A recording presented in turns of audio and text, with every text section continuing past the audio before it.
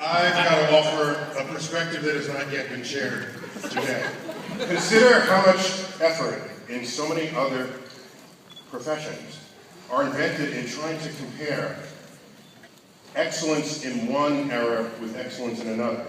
They try to do this in baseball. Who's better, Babe Ruth versus someone generations later? And it's very hard, but they always converge on the following fact, that what matters is not what they look like now, but what they look like to others at the time that they prevailed. And when I look at our poster that was offered this evening, there is only one spaceship that's earlier than that one in that entire poster, and that's the flying saucer from the day the Earth stood still, and its weaponry was only the guy in silver underwear. So, what matters here is, what did that spaceship look like at the time it came out, compared with anything that had been imagined before? And when you consider that, that is the most astonishing, awesome, beautiful, seductive, powerful machine that has ever graced the screen. What is it that makes that saucer-to-cell configuration so endlessly fascinating? Is it the embodiment of humankind at its best? The genetic need to explore the unknown, to push that upper right-hand corner of the envelope, and in so doing, discover what it means to be human? MATT Jefferies would have blushingly brushed all of that off and explained that the Enterprise was simply a solution to a theatrical problem, guided by preparation, hard work, and patience. All that other stuff? That came from you and me, and Gene Roddenberry. The truth is that science fiction design success is the most fleeting of all. It's a moving target. Audiences are technologically savvy, yet Star Trek's USS Enterprise still looks ahead of the curve 50 years later, and it has spun off nearly a dozen restylings and probably hundreds, if not thousands, of fan interpretations. It is a singular anomaly and a stunning accomplishment for any film designer. MATT Jefferies. Who was this guy?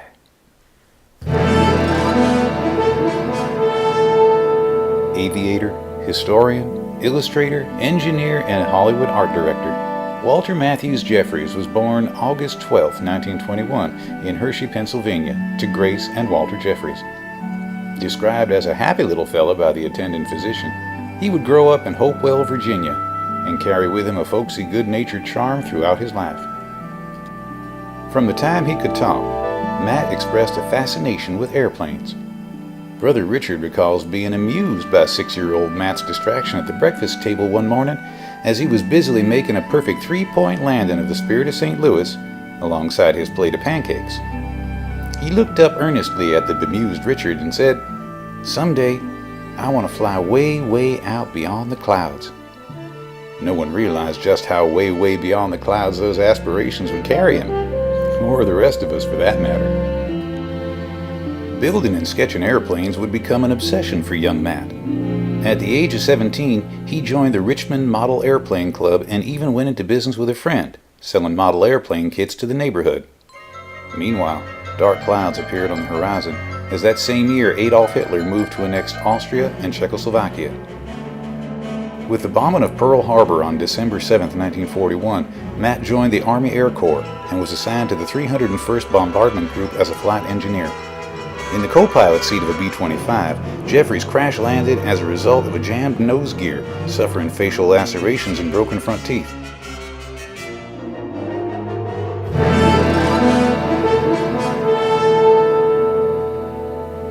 After the war, determined to pursue his interest in aviation art, Matt cut his teeth as an illustrator for Urco, the manufacturer of the Irkoop, a forward-thinking little plane that was taking the world by storm. Matt sharpened his skills working on their monoplane parts catalog and promotional materials. But the ambitious Jefferies was also quickly making inroads into the publishing world. His aviation art appeared in magazines such as Air Trails, American Modeler, Flying, and Air Progress, as he became known in aviation circles as a historian with an eye for detail. Then, in July of 1948, Matt was hired by the Air Research Section of the Library of Congress as Assistant Chief of Graphics. Writers and historians, aware that Matt was a wellspring of information related to vintage aircraft, often turned to him to identify remnants of planes found in barns, weed-covered fields, and abandoned hangars.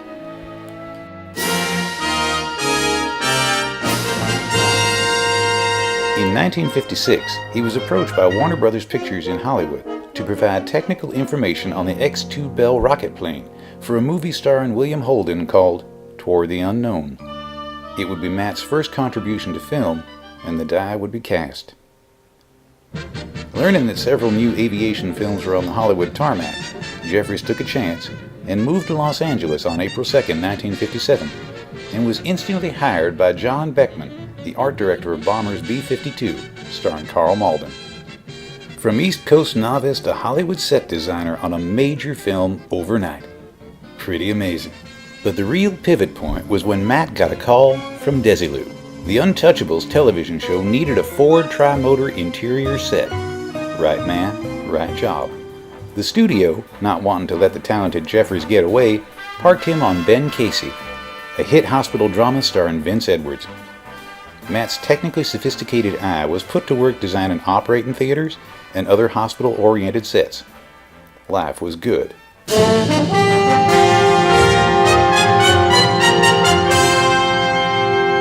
So Matt and Mary Ann Jefferies took some time to visit the 1964 New York World's Fair and returned to find that he was out of a job, and his cubicle at Desilu had been cleared out. Your stuff's been moved into the big drafting room. You'll be working directly with the writer-producer, a guy named Roddenberry. You're gonna design a rocket ship. Well, Gene and Matt hit it off, and you bet they had plenty in common. Both pilots, both B-17 crewmen during the war. Jefferies described Roddenberry as a guy with extraordinary vision and a drive and determination to produce a space saga unlike any other. Matt was impressed, but what this Roddenberry guy was describing was a far cry from the Buck Rogers he'd grown up with. This was no rocket ship, a space vehicle. Jefferies realized that he would need to consult with engineers and space scientists. Matt's associates in the aerospace community lined up behind him, including NASA and the Rand Corporation. Hundreds of sketches would follow before finding the solution, and Matt himself described his frustration with Roddenberry. Liking a piece of this one and a bit of that one, the story is legend. We've all read it, we know it by heart. Some of us have even lived it for ourselves, and some of us have had our lives changed by it.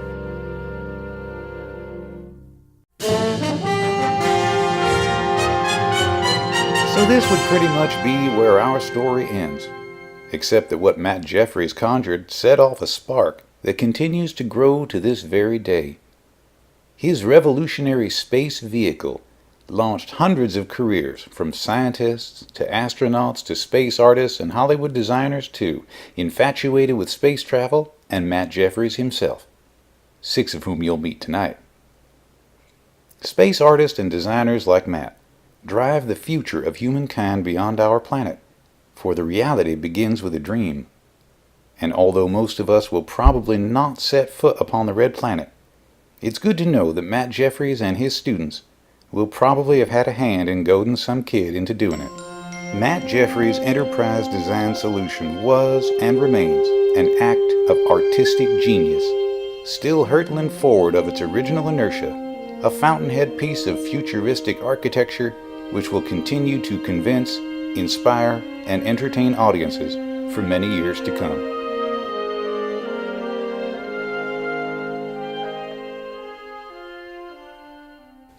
Walter Matthews Jefferies, aviator, historian, illustrator, engineer, Hollywood art director, and unassuming genius, who would have blushingly brushed all of that off and gotten back to work.